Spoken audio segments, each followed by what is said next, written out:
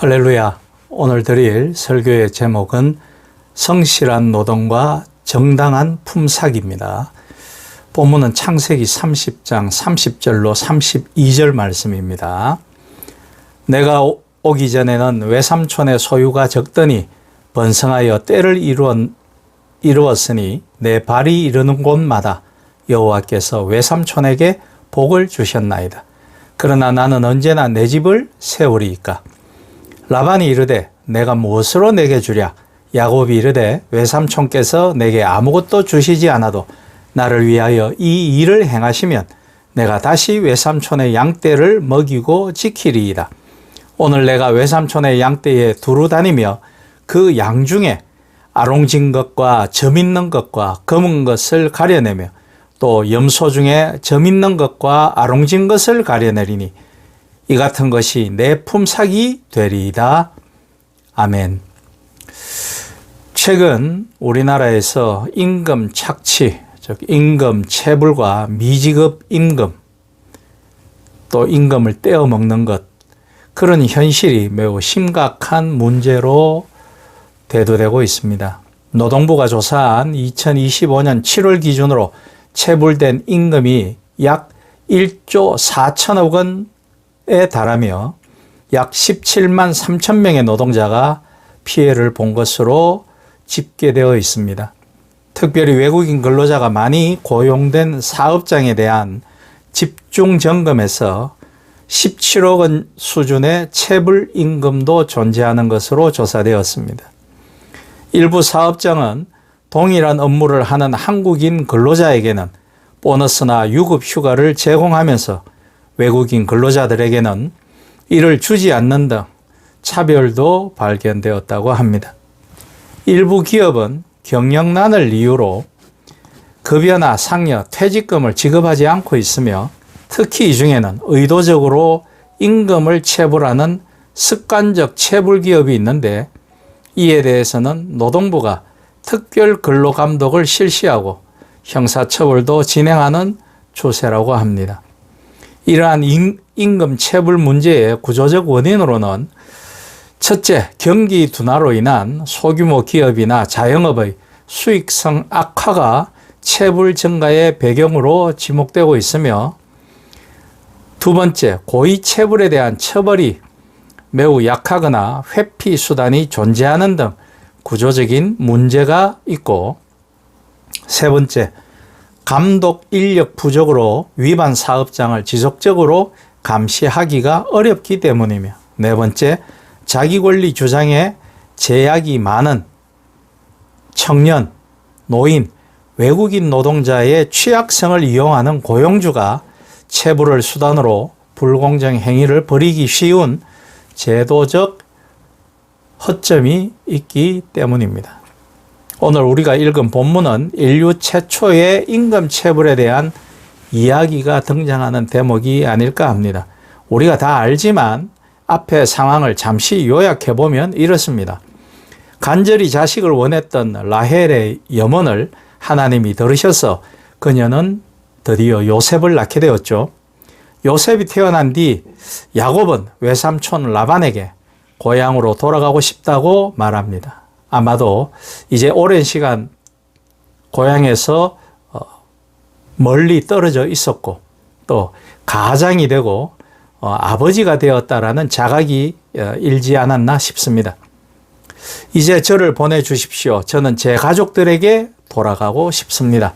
하지만 라반은 야곱이 자신의 집에 있는 동안 자기의 재산이 얼마나 불어났는지를 잘 알고 있었기 때문에 그를 쉽게 보낼 수 없었습니다. 라반은 야곱을 사위나 조카가 아니라 일 잘하는 무급 일꾼으로 본 것입니다.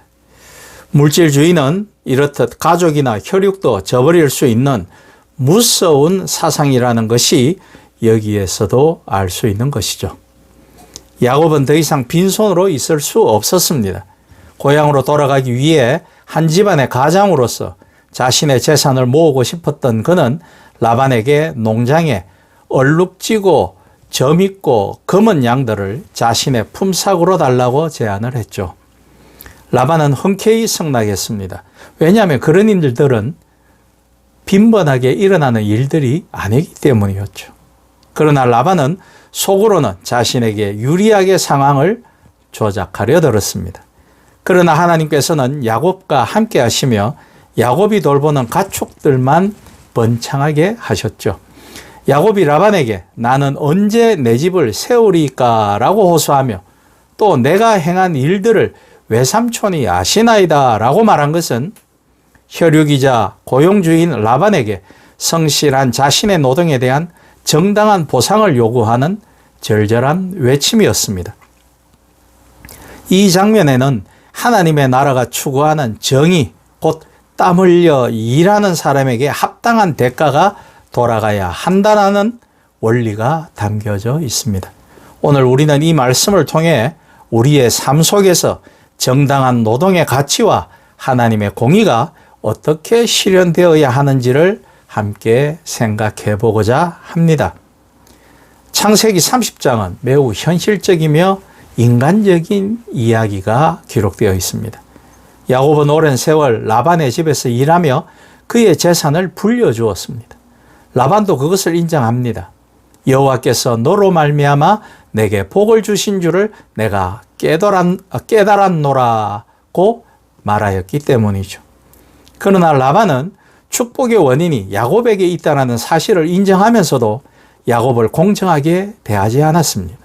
야곱은 나중에 외삼촌이 내 삭을 10번이나 변경하셨나이다 라고 창세기 31장 7절에서 말하죠. 다시 말해 야곱은 부당한 노동 조건, 임금 착취, 반복되는 계약, 약속의 번복을 경험한 상처 많은 노동자였습니다.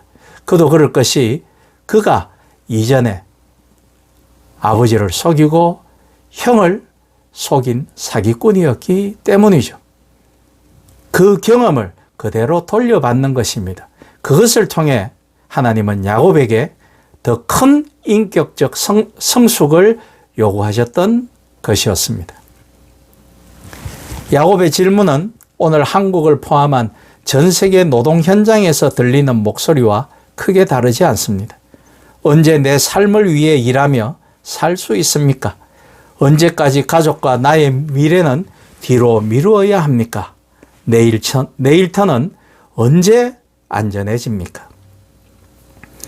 노동을 통해 삶을 지탱해야 하는 사람들이 오히려 삶을 잃어버리는 현실. 이것이 야곱의 시대와 오늘의 시대 모두에 존재하는 아픔입니다. 현대의 노동 문제는 더 복잡하고 위험합니다. 과로와 산업재해로 매년 수많은 노동자가 생명을 잃습니다. 일하는 만큼 받지 못하는 임금 체불 및 임금 갈취는 여전히 일상적으로 일어납니다. 하청, 비정규직 구조 속에서 책임은 아래로 전가되고 이익은 위로만 향합니다. 배달, 물류, 건설, 요양 등 위험한 현장의 노동자들은 항상 과로와 사고의 위협 앞에 놓여 있습니다. 성경은 매우 명확하게 말씀하고 있습니다. 품꾼의 삭슬 아침까지라도 내게 두지 말라고 레위기 19장 13절에는 말씀하고 있습니다. 가난한 품꾼을 학대하지 말고 그 품삯을 해질 때까지 주라고 신명기 24장 14절로 15절은 말씀하고 있죠. 정당한 임금은 단순한 경제 문제가 아니라 하나님의 정의에 속한 문제입니다. 하나님은 사람을 희생시키는 그 어떠한 체제라도 기뻐하지 않으십니다. 라반은 사람을 수단으로 삼았습니다. 그것도 자기 혈육인 조카를 말씀이죠. 약속을 번복하였고 임금을 속이고 야곱의 성실한 노동을 이용하여 자신의 배만 불렸습니다. 오늘의 현실도 다르지 않습니다. 이윤을 위해 노동자를 소모품처럼 사용하는 구조는 하나님의 질서가 아닙니다. 비단 이런 노동의 문제가 산업 현장에만 존재하는 것은 아닙니다. 참으로 개탄스럽게도 목회의 현장에서 하나님에 대한 충성과 섬김이라는 미명하에 제대로 된 임금과 보수가 지급되고 있지 않은 목회 현장이 비일비재한 것이 사실입니다. 교역자들에 대한 4대 보험만이라도 들어주었으면 하는 권유의 마음이 간절하며 함부로 사람을 내보내고 하는 것을 방지하기 위해 고용계약을 맺어 그들의 기본적인 생존권을 지켜주었으면 하는 마음이 간절합니다. 그들도 한 가정의 가장일 것이며 부모님을 복양하는 자식이기도 하기 때문입니다. 하나님의 나라는 이렇게 말씀합니다. 결과나 성취의 유무를 떠나 사람을 먼저 돌보라고 하십니다. 노동과 직업을 독일어로는 소명이라는 뜻을 가진 베루프 또는 베르풍이라고 부릅니다. 이 단어의 뜻에는 사람이 아니라 하나님이 고용주임을 뜻하는 정신이 들어 있습니다. 노동자는 존엄한 존재입니다. 하나님도 일하시는 분이시기 때문이죠. 품삯은 땀의 대가이며 그 땀에는 하나님의 형상이 담겨져 있습니다. 라반이 아무리 삭을 변경해도 하나님은 야곱을 지키셨습니다.